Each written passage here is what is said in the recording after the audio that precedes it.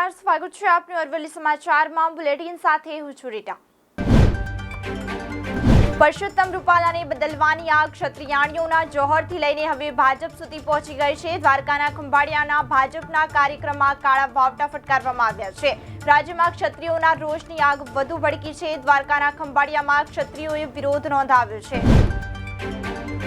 6 April એટલે ભારતીય જનતા પાર્ટીનો સ્થાપના દિવસ. આજે ભાજપનો 44મો સ્થાપના દિવસ. 19 એપ્રિલથી 1 જૂન સુધી 7 તબક્કામાં લોકસભાની ચૂંટણીને લઈને મતદાન પ્રક્રિયા હાથ ધરાશે, જેમાં દેશના કરોડો મતદાતાઓ પોતાના મતાધિકારનો ઉપયોગ કરશે.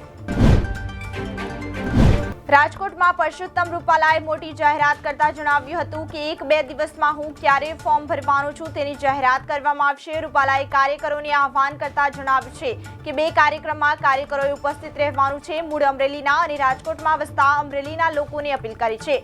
ફોર્મ ભરતી વખતે અમરેલીની પાઘડી બંધ આવતા કાર્યકરોને અપીલ કરી છે. ક્ષત્રિય સમાજનો આકરો વિરોધ અને ટિકિટ રદ કરવાની માંગણી. રૂપાલાનું દિલ્હી જવું અને ગાંધીનગરમાં રૂપાલાના નિવાસસ્થાને મોટી બેઠક. આ તમામ ઘટનાક્રમ પછી લાગતું તો એવું હતું કે કદાચ ક્ષત્રિયોની માંગ ભાજપ સ્વીકારી લેશે, પરંતુ ભાજપે સ્પષ્ટ સંદેશ આપી દીધો છે કે આક્રમક વલણ અને દબાણ સામે ભાજપ ઝૂકશે નહીં. કોંગ્રેસ નેતા પરેશ ધાનાણી લોકસભાની ચૂંટણી ટાણે ફરી એકવાર જૂના અંદાજમાં આવી ગયા છે અને ટ્વિટર પર કવિતા રૂપે ભાજપની મજા લઈ રહ્યા છે. કોંગ્રેસ નેતા પરેશ ધાનાણીએ નામ લીધા વિના રૂપાલા અને ભાજપના પર પ્રહાર કર્યા છે. પ્રજ્ઞાબા ઝાલાનો વિડીયો પોસ્ટ કરી કવિતા ટ્વીટ કરી છે. લોકસભાની ચૂંટણીઓની જાહેરાત થતાની સાથે જ રાજકીય પક્ષો પ્રચાર પ્રસારમાં લાગી ગયા છે. એવામાં સૌથી વધુ ચર્ચામાં આવ્યું છે દિગ્ગજ નેતા અને કોંગ્રેસના સાંસદ રાહુલ ગાંધીનું ઇન્વેસ્ટમેન્ટ. કોંગ્રેસના સાંસદ રાહુલ ગાંધીએ મોદી સરકારની સરકારી સ્કીમમાં લાખો રૂપિયાનું રોકાણ કર્યું છે.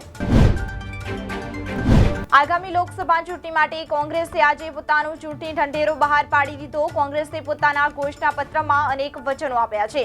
કોંગ્રેસ નેતા સોનિયા ગાંધી, પાર્ટી અધ્યક્ષ મલ્લિકાર્જુન ખડગે અને પૂર્વ અધ્યક્ષ રાહુલ ગાંધી સહિત કોંગ્રેસના નેતાઓની હાજરીમાં ઘોષણાપત્ર બહાર પાડવામાં આવ્યું. 6 એપ્રિલ ભારતીય જનતા પાર્ટીનો સ્થાપના દિવસ છે, ત્યારે આજે અરવલ્લી જિલ્લાના મોડાસા તાલુકાના સુરપુર ગામથી મોડાસાના ધારાસભ્ય અને રાજ્ય સરકારના અન્ન અને નાગરિક પુરવઠા મંત્રી ભીખુસિંહ પરમાર દ્વારા ગામના દરેક ઘરના ધાબા પર ભાજપનો ધ્વજ લગાવી સરકારની યોજનાઓ અને કરેલ વિકાસના કામોની જાણકારી આપીને ભાજપના સ્થાપના દિવસની ઉજવણી કરવામાં આવી. તો આ સાથે જ બુલેટિનમાં અત્યારે બસ આટલું જ. નમસ્કાર.